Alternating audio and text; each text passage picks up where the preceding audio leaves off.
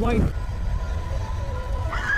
Hello दोस्तों, तो आज मैं जिस मूवी को आपके लिए लेकर आया हूँ उस मूवी का नाम है यॉर्कविच सोसाइटी। ये मूवी 2022 में रिलीज हुई थी और ये बहुत ही ज़्यादा इंटरेस्टिंग मूवी होने वाली है, तो इस वीडियो को पूरा ज़रूर देखना।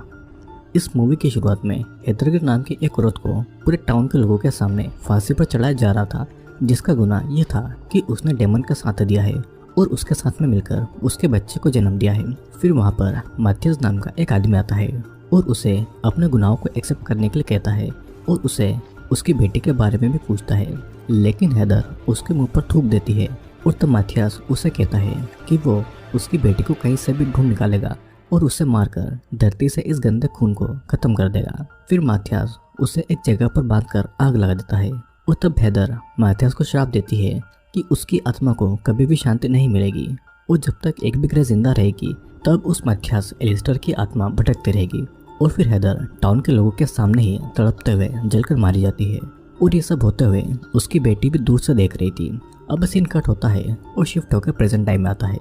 जहाँ पर हम एम्बर ग्रे को देखते हैं जिसने एक यूनिवर्सिटी में एडमिशन लिया था और एम्बर को एक लॉकेट देती है जो कि उसकी माँ का था और उसे वहाँ पर फ्रेंड बनाने के लिए कहती है, लेकिन एम्बर को फ्रेंड्स बनाने में कोई भी इंटरेस्ट नहीं होता है। एम्बर जब उसके हॉस्टल के रूम में एंटर करती है तो वहाँ पर ऑलरेडी उसकी रूममेट थी जिसका नाम क्रिस्टन था और वो काफ़ी बातें करने लगती है और वो उसे उसके विचेस के बारे में की गई रिसर्च के बारे में और यॉर्कविच सोसाइटी के बारे में उसे बताती है, जो कि औरतों के थ्रू बनाया गया एक ऑर्गेनाइजेशन था जिसमें सभी विचेस जैसे रोल प्ले करती है, लेकिन इन रियल वो सभी इंसानी थी। पर एम्बर इसमें कोई भी इंटरेस्ट नहीं दिखाती है। फिर इसके बाद में यूनिवर्सिटी जाते हुए क्रिस्टन एम्बर को यॉर्कविच सोसाइटी के मेंबर के फोटोशूट दिखाती है और फिर अपना लेक्चर अटेंड करने के लिए वो दोनों क्लास में चली जाती है, जहाँ पर उनकी लेक्चरर विचेस को बुरी तरह से मारने पीटने और उनकी फैमिली बच्चों को बुरी तरह से टॉर्चर करने के बारे में बता रही थी और प्रोजेक्टर पर विचेस फाइंडर की फ़ोटो को भी दिखाती है, जिसे देखकर एम्बर अग्रेसिवली कि वो उन औरतों की फैमिली पर हुए अत्याचारों को ऐसे बता रही है जैसे कि वो शॉपिंग लिस्ट को गिना रही हो। और ये सब कहते हुए एम्बर की पिच इतनी ज़्यादा हाई होती है कि उस लेक्चरर के कान से खून आने लगता है और वो वहाँ से भाग निकलती है। फिर वो प्रोजेक्टर भी बंद हो जाता है और सभी एम्बर की बोल्डनेस को देखकर वहाँ पर क्लैप करने लगते हैं। इसके बाद जब एम्बर वहाँ से बाहर निकलती है तो यॉर्कविच सोसाइटी की सभी मेंबर्स उसे उनका ग्रुप ज्वाइन करने के लिए कहती है, लेकिन एम्बर को इसमें कोई भी इंटरेस्ट नहीं था और उन्हें मना कर देती है। तब भी वहाँ पर एक लड़का आकर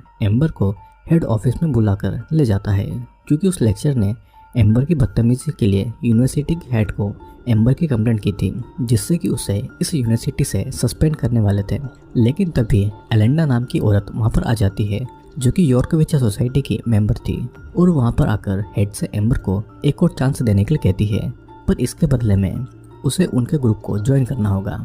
अब अगले सीन में हम यॉर्कविच सोसाइटी के मेंबर्स को देखते हैं, जिनका नाम एलेंडा, कैट, जेसिका, फ्लोरा, एमिली और शार्लेट था, जिनके बीच में एम्बर को लेकर वोटिंग हो रही थी। फिर उसी रात 7 बजे वो एक जगह पर गैदरिंग रखते हैं और उस जगह का नाम द बर्निंग बेल होता है और वहाँ पर मजबूरन क्रिस्टन को भी एम्बर के साथ में जाना पड़ता है और बाकी सारी मेंबर्स वहाँ पर ऑलरेडी थी। एम्बर उनकी सारी बातों को बकवास समझती है और उसे ये सब एक मजाक लग रहा था। तभी एलेंडा एम्बर पर नाराज हो जाती है कि एक तो उसने उसे कॉलेज से निकल जाने से बचाया था और एम्बर उनके रिचुअल्स का मजाक उड़ा रही थी। तब एम्बर ने चाहते हुए भी उनका ग्रुप ज्वाइन करने के लिए मान जाती है। फिर वो मेंबर क्रिस्टन और एम्बर को ग्रुप ज्वाइन करने के लिए 3 टेस्ट पास करने के लिए कहती है। पहले टेस्ट में उन्हें डेयरिंग दिखाकर रात 11:45 पर कॉलेज की बेल बजाकर जोर से अपना नाम चिल्लाना होगा, जिस टास्क को क्रिस्टन तो इजीली कर लेती है, लेकिन जब एम्बर वो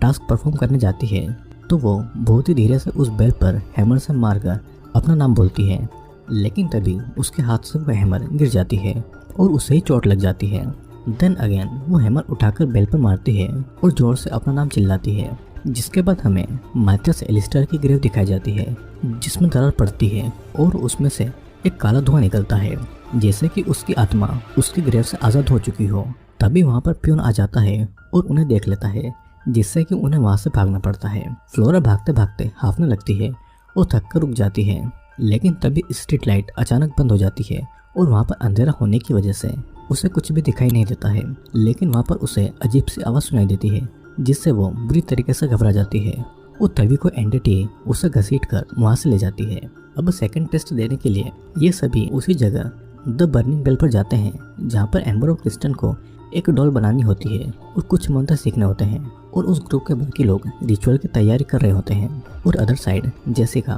फ्लोरा को ढूंढने के लिए उसके रूम में जाती है, लेकिन उसे वो वहाँ पर नहीं मिलती है। फिर इसके बाद क्रिस्टन और एम्बर अपनी डॉल्स बना लेती है और फिर क्रिस्टन कुछ मंत्र याद करने की कोशिश करती है, जिसे देखकर एम्बर उसे ये कहती है कि ये तो कोई मंत्र नहीं है और इनफैक्ट ये एक नर्सरी की राइम है। एम्बर को सारे मंत्र बिना देखे याद होते हैं और ये सब देखकर क्रिस्टन को लगता है कि एम्बर एक विच है। फिर इसके बाद वो सभी एक सर्कल के अंदर स्टार बनाकर अपनी अपनी डॉल्स लेकर आसपास खड़ी हो जाती है और फिर क्रिस्टन को एक मंत्र बोलने के लिए कह देती है, लेकिन क्रिस्टन उसे ठीक से बोल नहीं पाती है, जो कि उनका टेस्ट था, जिसमें एम्बर उसकी हेल्प करती है और फिर वो एक मंत्र बोलने को कहती है जिससे कि सभी आत्माओं को मुक्ति मिल सके। एम्बर जब उस मंत्र को बोलने लगती है तब उसके गले का लॉकेट अपने आप ग्लो करने लगता है और उन्हें अजीब सी आवाज़ सुनाई देने लगती है, जिससे कि वो सभी थोड़ा डर जाते हैं और एक शेडो को उनकी तरफ बढ़ते हुए दिखाया जाता है। जिसके बाद वो सभी डिनर करते हैं और काफ़ी एंजॉय करते हैं।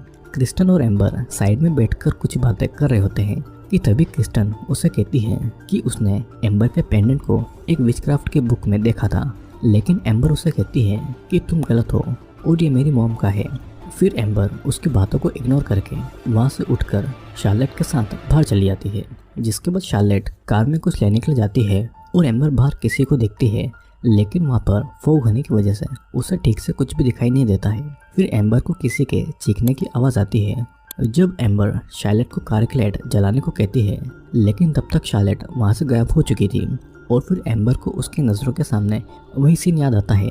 जब हेदर को जलाया गया था और उसे मथियास भी दिखाई देता है, जो कि उसे ग्रे कहकर बुला देता है। फिर जब एम्बर को शार्लेट मिलती है तो उसे कोई गले में फंदा डालकर खींच लेता है और एम्बर उसे बचा नहीं पाती है। अब एम्बर रोते हुए उन सभी के पास में जाती है और उनसे कहती है कि शार्लेट को कोई लेकर गया है और एलेंडा बाहर जाकर उसे ढूंढना चाहती थी, लेकिन एम्बर उससे बाहर जाने के लिए मना कर देती है। पर वो एम्बर की नहीं सुनती है और ग्रुप के सभी मेंबर बाहर जाकर शार्लेट को ढूंढने लगते हैं। तभी अचानक से लाइट चली जाती है और केट जनरेटर ठीक करने के लिए चली जाती है और दूसरी तरफ वो सभी शार्लेट को ढूंढ रहे होते हैं कि अचानक से एमिली उनसे अलग हो जाती है और फ्लोरा की लाश उनके सामने एक पेड़ पर उल्टी लटकी हुई होती है, जिसे उन डेमन ने बहुत ही बुरी तरीके से मार डाला था और उसके फेस में बड़ी बड़ी कीलों को घुसा दिया गया था, जिसे देखकर एमिली जोर से चीखती है और उसकी आवाज़ सुनकर सभी के सभी वहाँ पर आ जाते हैं और डर कर वहाँ से वापस भागकर कॉटेज में चले जाते हैं। तभी केट का भी कोई मुंह पकड़कर उसे वहाँ से उठा ले जाता है।